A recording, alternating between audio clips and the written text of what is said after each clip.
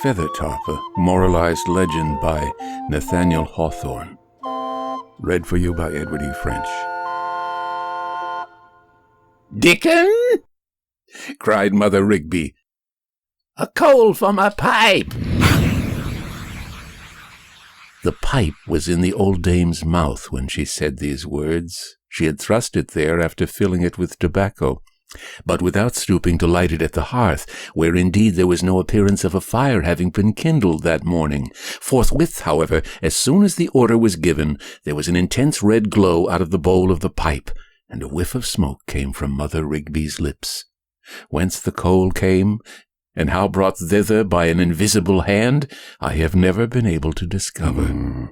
"Good," quoth Mother Rigby with a nod of her head. "Thank ye, Dickon. And now for making this scarecrow. Be within call, Dickon, in case I need you again."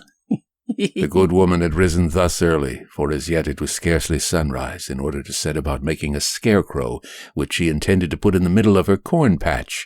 It was now the latter week of May, and the crows and blackbirds had already discovered the little green rolled-up leaf of the Indian corn just peeping out of the soil.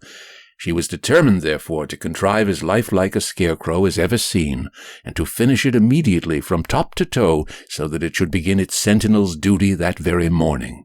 Now, Mother Rigby, as everybody must have heard, was one of the most cunning and potent witches in New England, and might, with very little trouble, have made a scarecrow ugly enough to frighten the minister himself.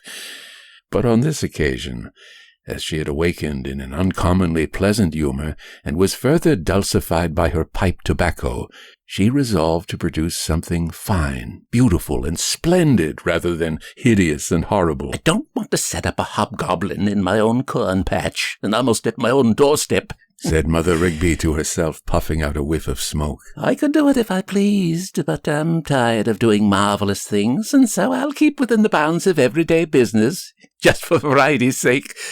Besides, there is no use in scaring the little children for a mile roundabout, though 'tis true I'm a witch." It was settled, therefore, in her own mind, that the scarecrow should represent a fine gentleman of the period, so far as the materials at hand would allow. Perhaps it may be well to enumerate the chief of the articles that went to the composition of this figure.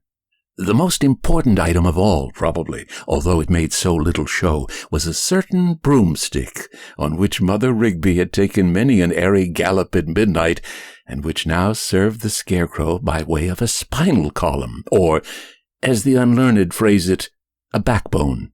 One of its arms was a disabled flail, which used to be wielded by Goodman Rigby, before his spouse worried him out of this troublesome world.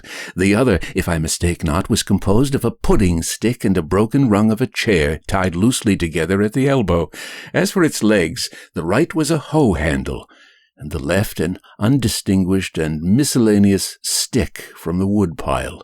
Its lungs, stomach, and other affairs of that kind were nothing better than a meal bag stuffed with straw. Thus we have made out the skeleton and the entire corporosity of the scarecrow, with the exception of its head, and this was admirably supplied by a somewhat withered and shriveled pumpkin, in which Mother Rigby cut 2 holes for the eyes and a slit for the mouth, leaving a bluish-coloured knob in the middle to pass for a nose. It was really quite a respectable face. "I've seen worse ones on human shoulders, at any rate," said Mother Rigby. "and many a fine gentleman has a pumpkin head, as well as my scarecrow." But the clothes in this case were to be the making of the man. So the good old woman took down from a peg an ancient plum-coloured coat of London make, and with relics of embroidery on its seams, cuffs, pocket flaps, and buttonholes, but lamentably worn and faded, patched at the elbows, tattered at the skirts, and threadbare all over. On the left breast was a round hole, whence either a star of nobility had been rent away, or else the hot heart of some former wearer had scorched it through and through. The neighbors said that this rich garment belonged to the black man's wardrobe, and that he kept it at Mother Rigby's cottage for the convenience of slipping it on whenever he wished to make a grand appearance at the governor's table. To match the coat there was a velvet waistcoat of very ample size, and formally embroidered with foliage that had been as brightly golden as the ample maple leaves in October, but which had now quite vanished out of the substance of the velvet. Next came a pair of scarlet breeches, once worn by the French governor of Louisbourg, and the knees of which had touched the lower step of the throne of Louis le Grand. The Frenchman had given these small clothes to an Indian powwow, who parted with them to the old witch for a gill of strong waters at one of their dances in the forest. Furthermore, Mother Rigby produced a pair of silk stockings and put them on the figure's legs, where they showed as unsubstantial as a dream, with the wooden reality of the 2 sticks making itself miserably apparent through the holes. Lastly, she put her dead husband's wig on the bare scalp of the pumpkin, and surmounted the whole with a dusty 3-cornered hat, in which was stuck the longest tail feather of a rooster. Then the old dame stood the figure up in a corner of her cottage and chuckled to behold its yellow semblance of a visage, with its knobby little nose thrust into the air. It had a strangely self-satisfied aspect, and seemed to say, "Come, look at me, then you are well worth looking at. That's a fact," quoth Mother Rigby in admiration of her own handiwork. "I've made many a puppet since I've been a witch, but methinks this is the finest of them all. 'Tis almost too good for a scarecrow, and by the by I'll just fill a fresh pipe of tobacco and then take him out to the corn patch." While filling her pipe, the old woman continued to gaze with almost motherly affection at the figure in the corner. To say the truth, whether it were chance or skill or downright witchcraft, there was something wonderfully human in this ridiculous shape, bedizened with its tattered finery, and as for the countenance, it appeared to shrivel its yellow surface into a grin, a funny kind of expression betwixt scorn and merriment, as if it understood itself to be a jest at mankind. The more Mother Rigby looked, the better she was pleased. "Oh, Dickon!" cried she sharply. "Another coal for my pipe!" Hardly had she spoken than, just as before, there was a red glowing coal on the top of the tobacco. She drew in a long whiff, and puffed it forth again into the bar of morning sunshine which struggled through the one dusty pane of her cottage window. Mother Rigby always liked to flavour her pipe with a coal of fire from the particular chimney corner whence this had been brought. But where that chimney corner might be, or who brought the coal from it, further than that the invisible messenger seemed to respond to the name of Dickon, I cannot tell. "That puppet yonder," thought Mother Rigby, still with her eyes fixed on the scarecrow, "is too good a piece of work to stand all summer in a corn patch, frightening away the crows and blackbirds. He's capable of better things. Why, I've danced with a worse one when partners happened to be scarce at our witch meetings in the forest.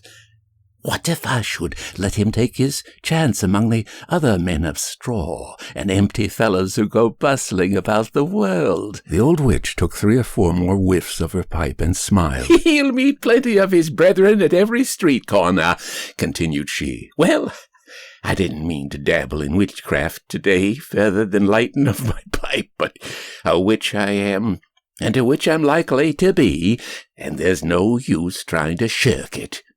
I'll make a man of my scarecrow, were it only for the joke's sake." While muttering these words, Mother Rigby took the pipe from her own mouth and thrust it into the crevice which represented the same feature in the pumpkin visage of the scarecrow. "Puff, darling, puff," said she. "Puff away, my fine fellow. Your life depends on it." This was a strange exhortation, undoubtedly to be addressed to a mere thing of sticks, straw, and old clothes, with nothing better than a shriveled pumpkin for a head, as we know to have been the scarecrow's case.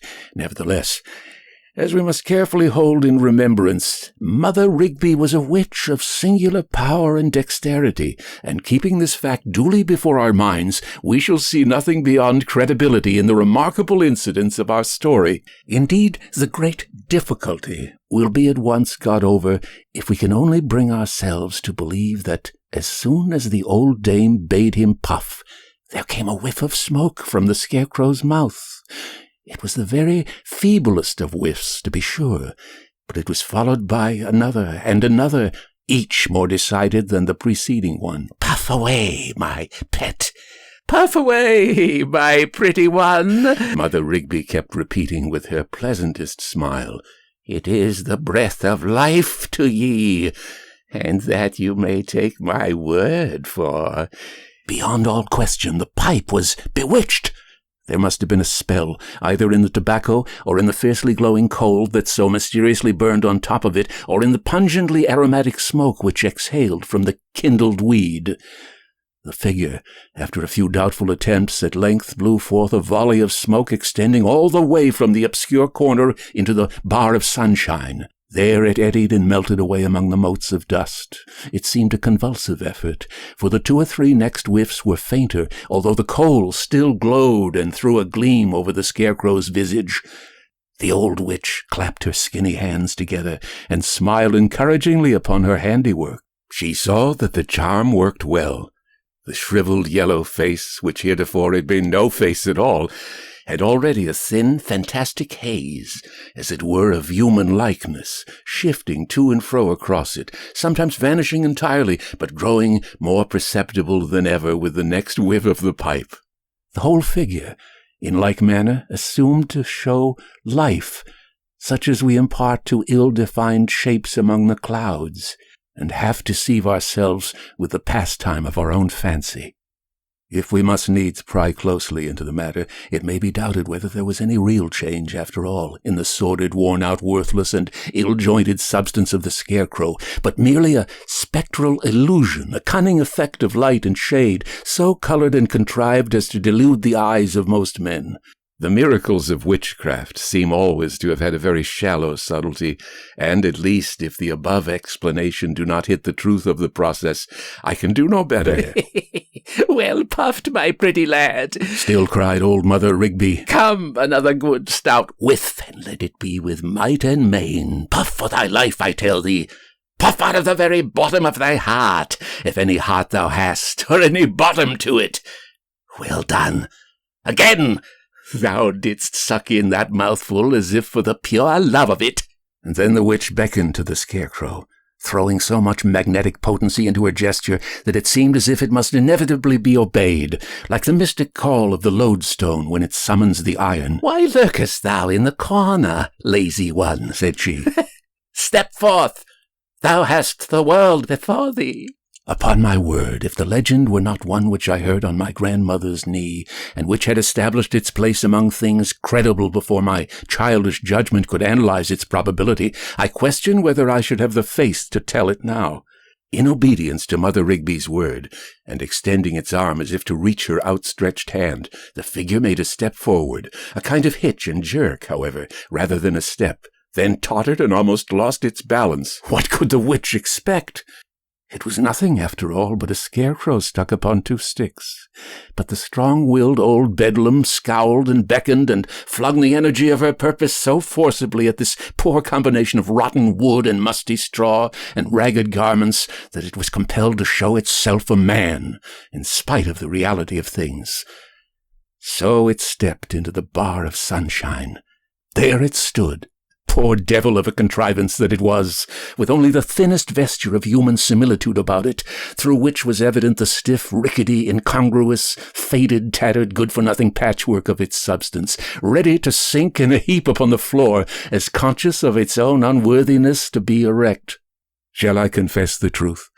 At its present point of vivification, the scarecrow reminds me of some of the lukewarm and abortive characters composed of heterogeneous materials used for the 1000th time and never worth using, with which romance writers, and myself no doubt among the rest, have so overpeopled the world of fiction.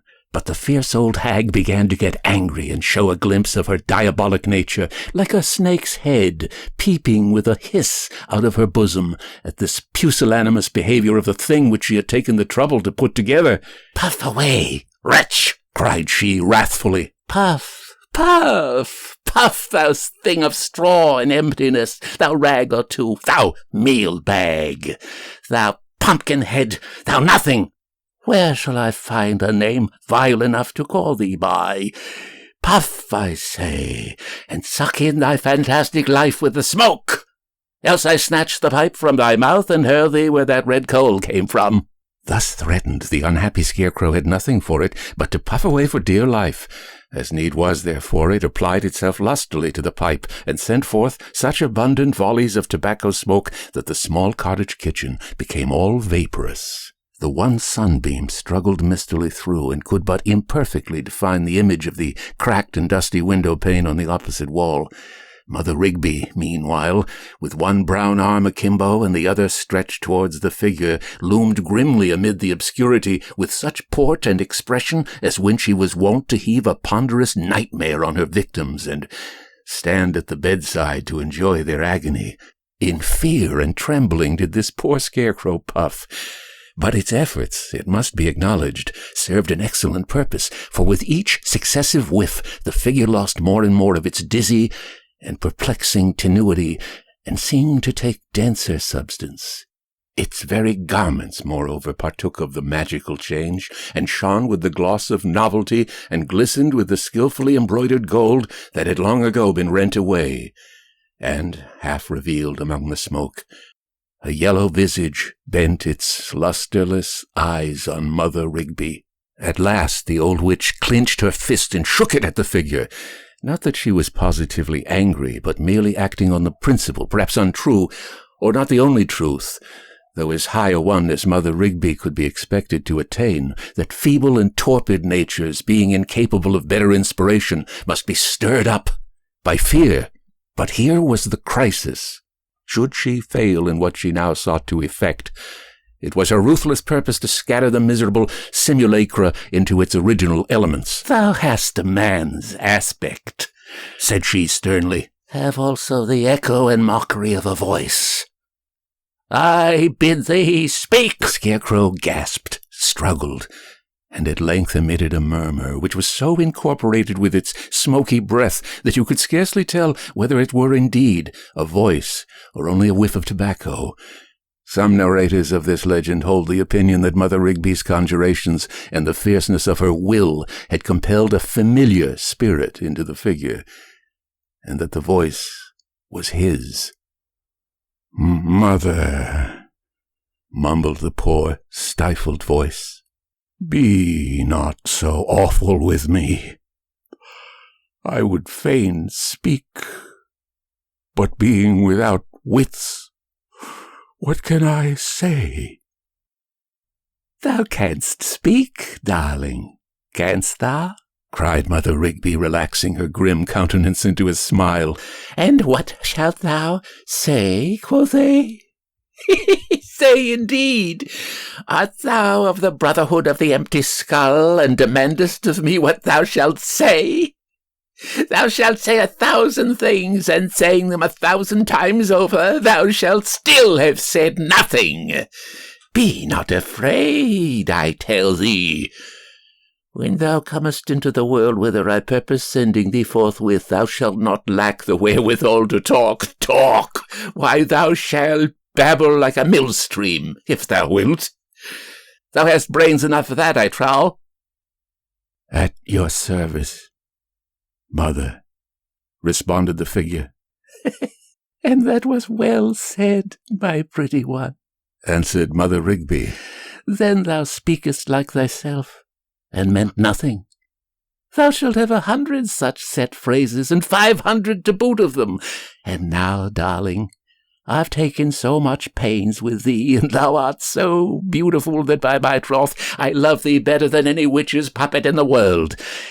And I've made them of all sorts, clay, wax, straw, sticks, night fog, morning mist, sea foam, and chimney smoke. But thou art the very best, so give heed to what I say." "Yes, kind mother," said the figure, "with all my heart." "With all thy heart?" cried the old witch, setting her hands to her sides and laughing loudly. "Thou hast such a pretty way of speaking. With all thy heart!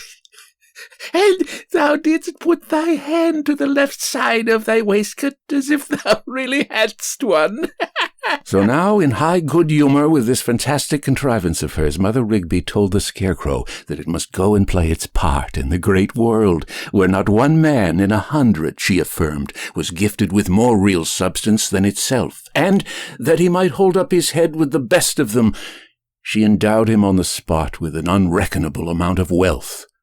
It consisted partly of a gold mine in El Dorado, and of 10,000 shares in a broken bubble, and of 500,000 acres of vineyard at the North Pole, and of a castle in the air, and a chateau in Spain, together with all the rents and income therefrom accruing. She further made over to him the cargo of a certain ship laden with salt from Cadiz, which she herself, in her necromantic arts, had caused to founder 10 years before in the deepest part of the mid-ocean. If the salt were not dissolved, and could be brought to market, it would fetch a pretty penny among the fishermen. That he might not lack ready money, she gave him a copper farthing of Birmingham manufacture, being all the coin she had about her, and likewise a great deal of brass, which she applied to his forehead, thus making it yellower than ever.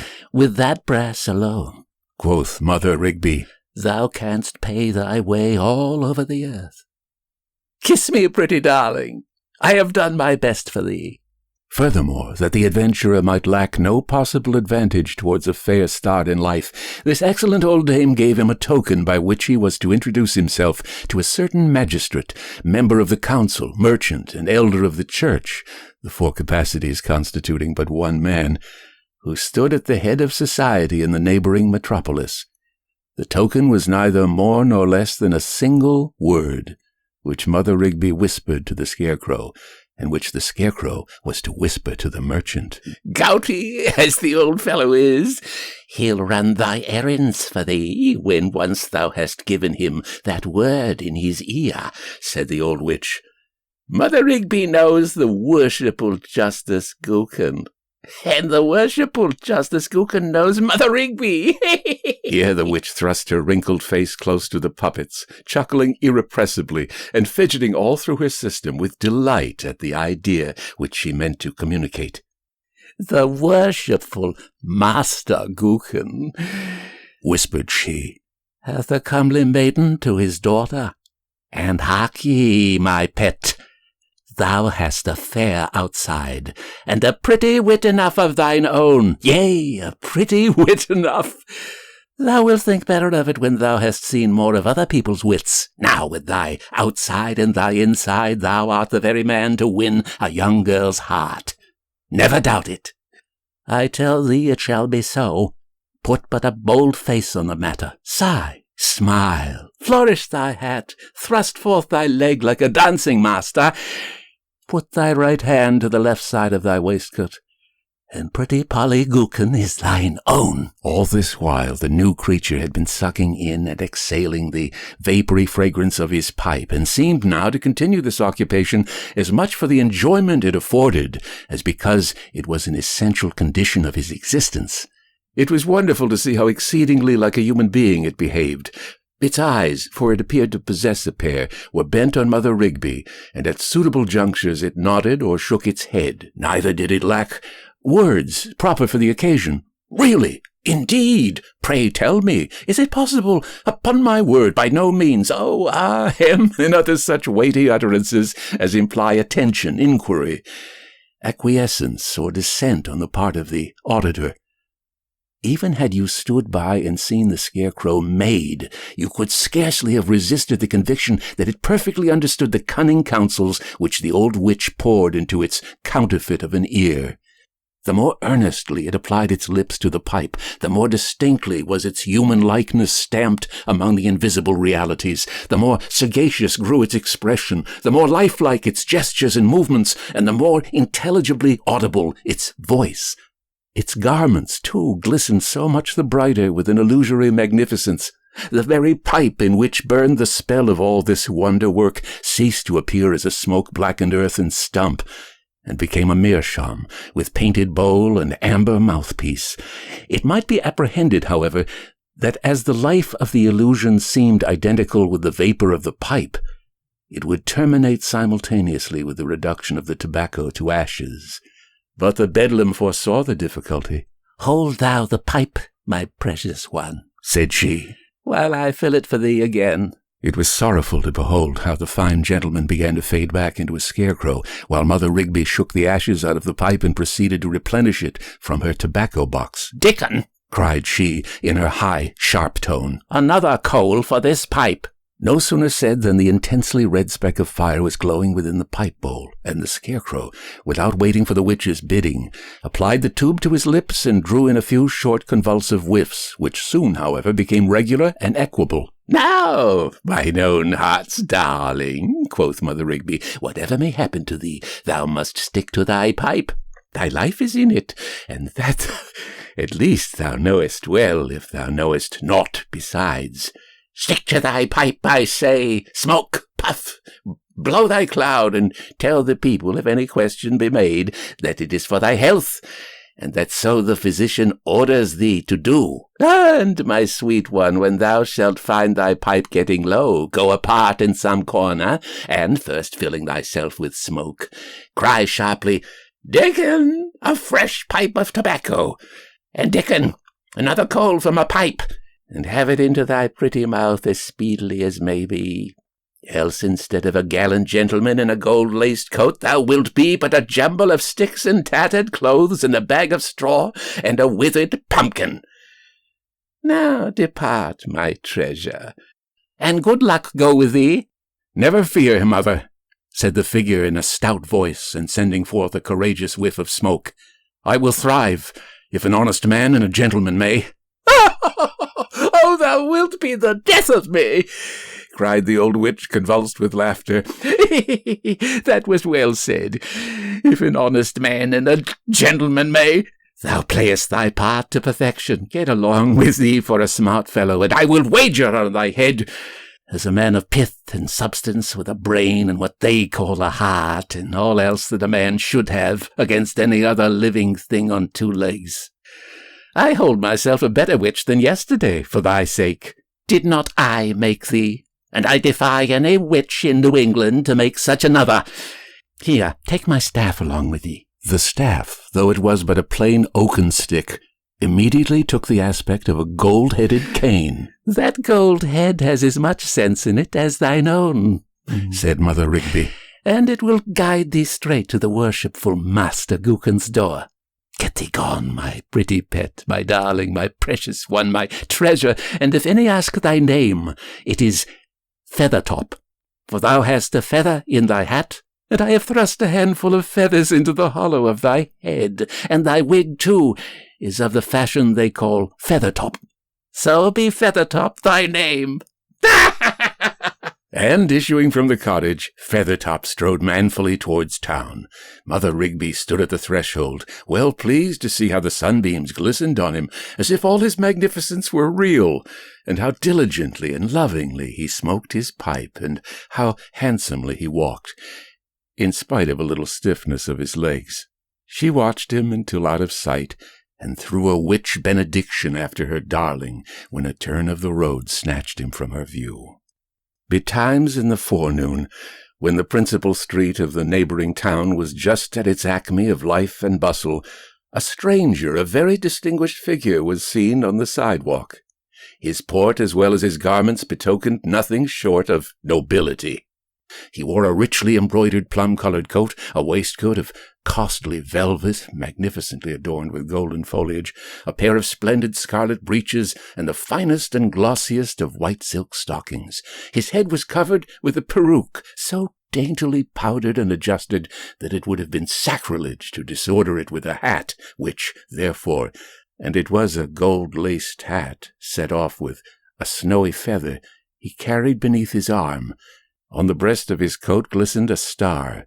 He managed his gold-headed cane with an airy grace, peculiar to the fine gentlemen of the period, and, to give the highest possible finish to his equipment, he had lace ruffles at his wrist of a most ethereal delicacy, sufficiently avouching how idle and aristocratic must be the hands which they half concealed. It was a remarkable point in the accoutrement of this brilliant personage that he held in his left hand a fantastic kind of pipe with an exquisitely painted bowl and an amber mouthpiece. This he applied to his lips as often as every 5 or 6 paces, and inhaled a deep whiff of smoke, which, after being retained a moment in his lungs, might be seen to eddy gracefully from his mouth and nostrils. As may well be supposed, the street was all astir to find out the stranger's name. "It is some great nobleman, beyond question," said one of the townspeople. "Do you see the star at his breast?" "Nay, it is too bright to be seen," said another. "Yes, he must needs be a nobleman, as you say.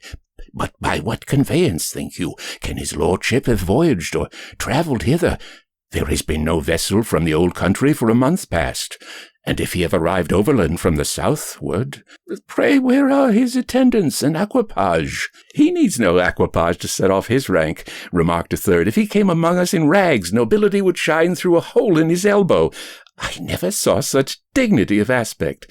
He has the old Norman blood in his veins, I warrant him." "I rather take him to be a Dutchman, or one of your High Germans," said another citizen. "The men of those countries have always the pipe at their mouths." "And so has the Turk," answered his companion. "But in my judgment, this stranger hath been bred at the French court, and hath there learned politeness and grace of manner, which none understand so well as the nobility of France. That gait, now, a vulgar spectator might deem it stiff, he might call it a hitch and a jerk, but to my eye it hath an unspeakable majesty, and must have been acquired by constant observation of the deportment of the grand monarch. The stranger's character and office are evident enough. He is a French ambassador come to treat with our rulers about the cession of Canada." "More probably a Spaniard," said another, "and hence his yellow complexion. Or most likely he is from Havana, or from some port on the Spanish Main, and comes to make investigation about the piracies which our government is thought to connive at. Those settlers in Peru and Mexico have skins as yellow as the gold which they dig out of their mines." "Yellow or not," cried the lady, "he is a beautiful man, so tall, so slender, such a fine, noble face, and so well-shaped a nose, and all that delicacy of expression about the mouth, and, bless me, how bright his star is! It positively shoots out flames." "So do your eyes, fair lady," said the stranger, with a bow and a flourish of his pipe, for he was just passing at the moment. "Upon my honour, they have quite dazzled me."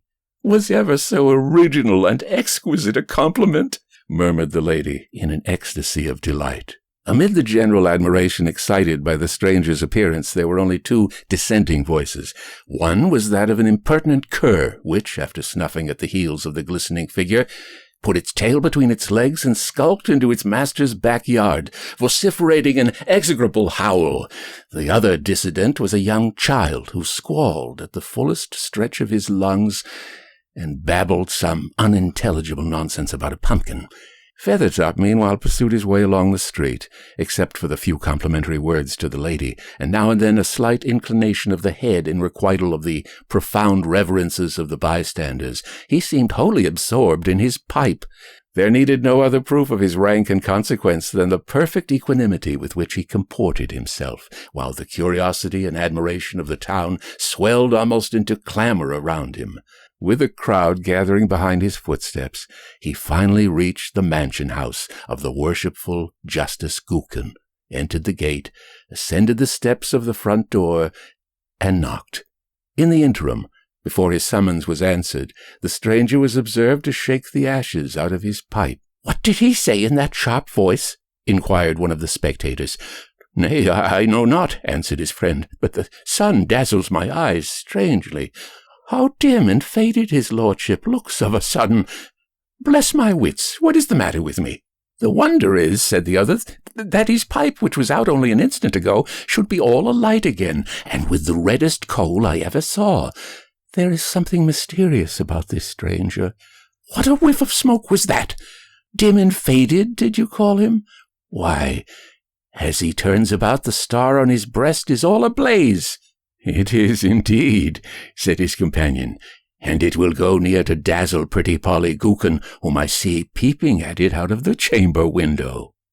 The door being now opened, Feathertop turned to the crowd, made a stately bend of his body, like a great man acknowledging the reverence of the meaner sort, and vanished into the house. There was a mysterious kind of a smile if it might not better be called a grin or grimace upon his visage. But of all the throng that beheld him, not an individual appears to have possessed insight enough to detect the elusive character of the stranger, except the little child and a cur-dog. Our legend here loses somewhat of its continuity, and passing over the preliminary explanation between Feathertop and the merchant, goes in quest of pretty Polly Gookin. She was a damsel of a soft, round figure with light hair and blue eyes, and a fair, rosy face, which seemed neither very shrewd nor very simple. This young lady had caught a glimpse of the glistening stranger while standing on the threshold, and had forthwith put on a laced cap, a string of beads, her finest kerchief, and her stiffest damask petticoat in preparation for the interview.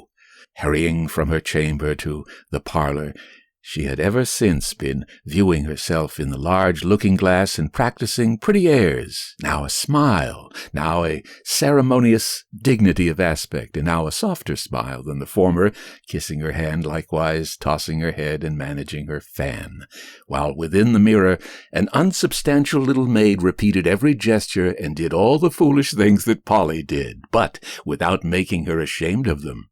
In short, it was the fault of pretty Polly's ability rather than her will if she failed to be as complete in artifice as the illustrious Feathertop himself, and, when she thus tampered with her own simplicity, the witch's phantom might well hope to win her. No sooner did Polly hear her father's gouty footsteps approaching the parlor door, accompanied with the stiff clatter of Feathertop's high-heeled shoes, than she seated herself bolt upright and innocently began warbling a song. "Polly! Daughter Polly!" cried the old merchant. "Come hither, child." Master Gookin's aspect as he opened the door was doubtful and troubled. "This gentleman," continued he, presenting the stranger, "is the Chevalier Feathertop. Nay, I beg his pardon, my Lord Feathertop, who hath brought me a token of remembrance from an ancient friend of mine. Pay your duty to his lordship, child, and honour him as his quality deserves." After these few words of introduction, the worshipful magistrate immediately quitted the room. But even in that brief moment, had the fair Polly glanced aside at her father instead of devoting herself wholly to the brilliant guest, she might have taken warning of some mischief nigh at hand. The old man was nervous, fidgety, and very pale. Purposing a smile of courtesy, he had deformed his face with a sort of galvanic grin, which, when Feathertop's back was turned, he exchanged for a scowl, at the same time shaking his fist and stamping his gouty foot, an incivility which brought its retribution along with it. The truth appears to have been that Mother Rigby's word of introduction, whatever it might be, had operated far more on the rich merchant's fears than on his good will. Moreover, being a man of wonderfully acute observation, he had noticed that these painted figures on the bowl of Feathertop's pipe were in motion.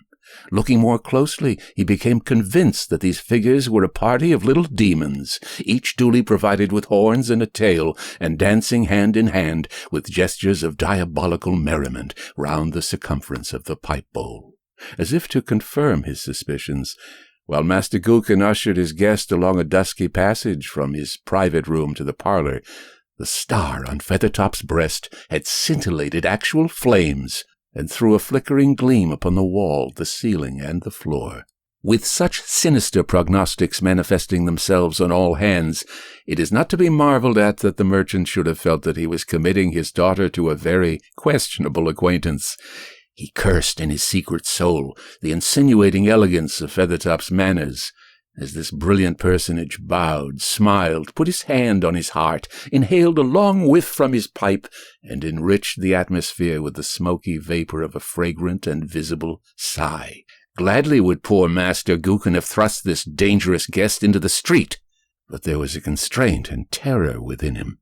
This respectable old gentleman, we fear, at an earlier period of life, had given some pledge or other to the evil principle, and perhaps was now to redeem it by the sacrifice of his daughter.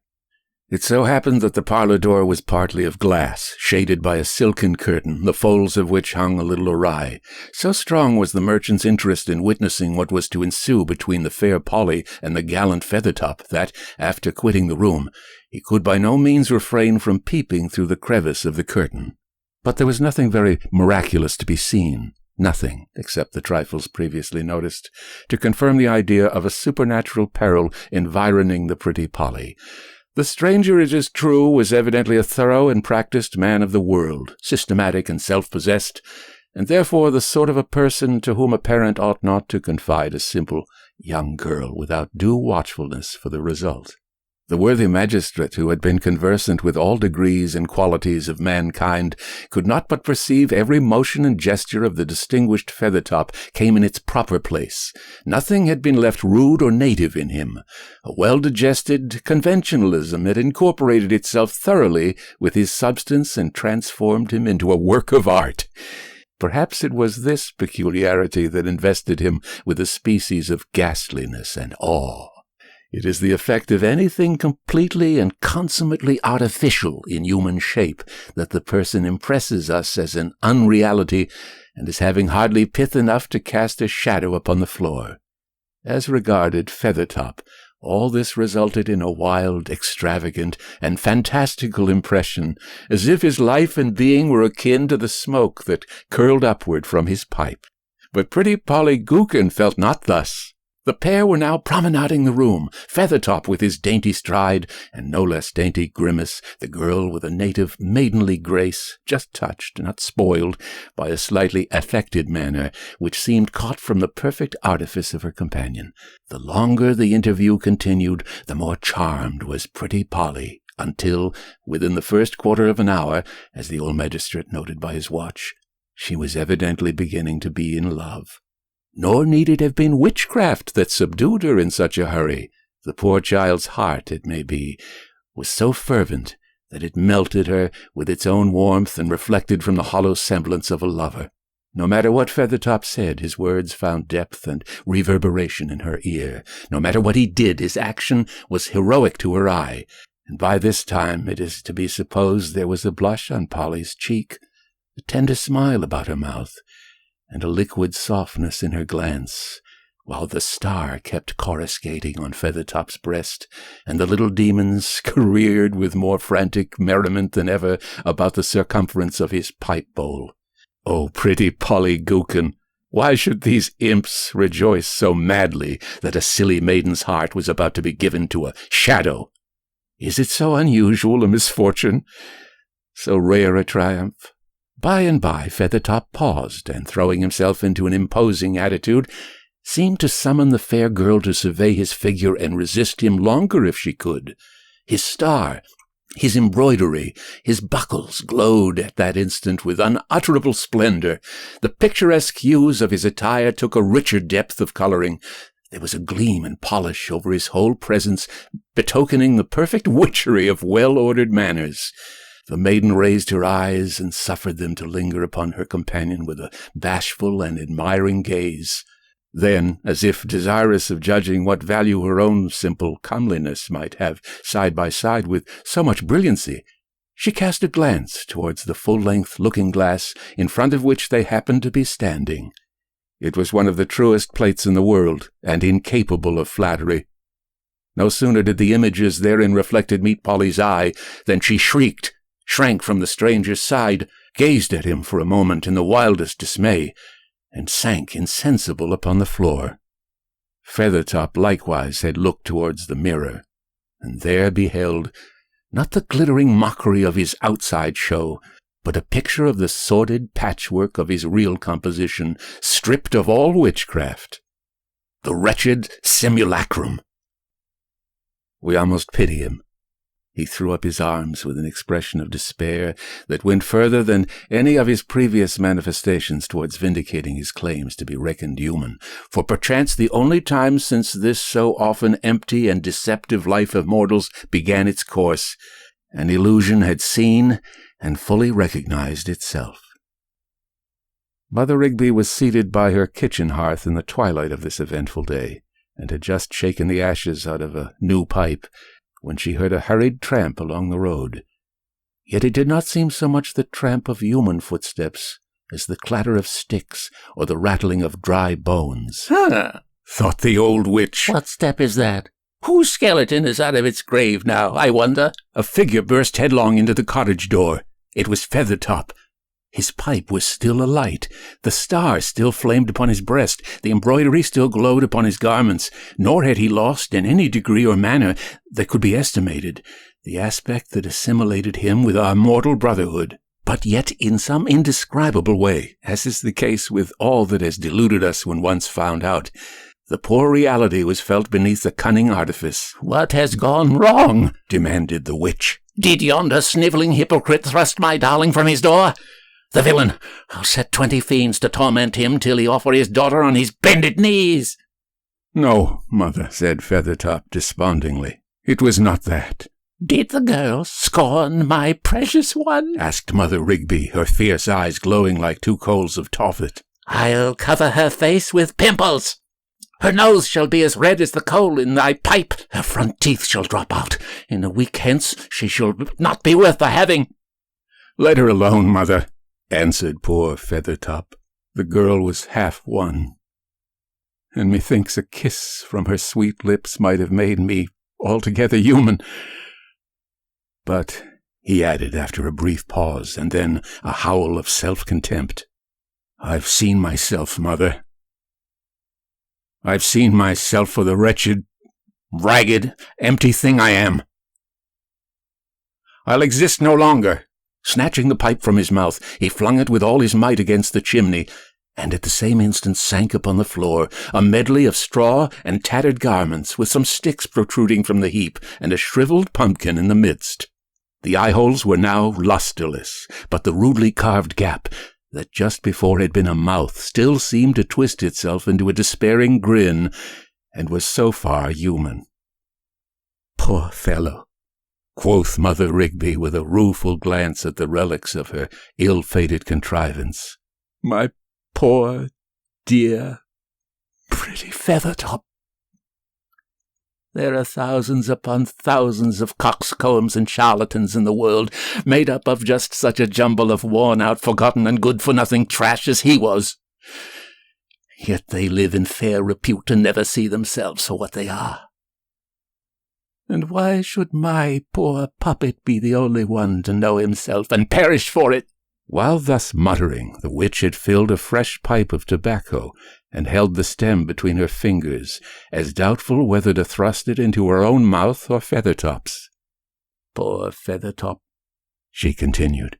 "I could easily give him another chance and send him forth again tomorrow. But no, his feelings are too tender, his sensibilities too deep. He seems to have too much heart to bustle for his own advantage in such an empty and heartless world. Well, I'll make a scarecrow of him after all. 'Tis an innocent and useful vocation, and will suit my darling well. And if each of his human brethren had as fit a one, 'twould be the better for mankind. And as for this pipe of tobacco, I need it more than he." So saying, Mother Rigby put the stem between her lips. "Dickon," cried she, in her high, sharp tone, "another coal for my pipe."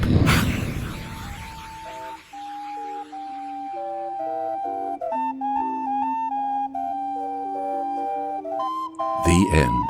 Feathertop, written by Nathaniel Hawthorne. Read for you by Edward E. French.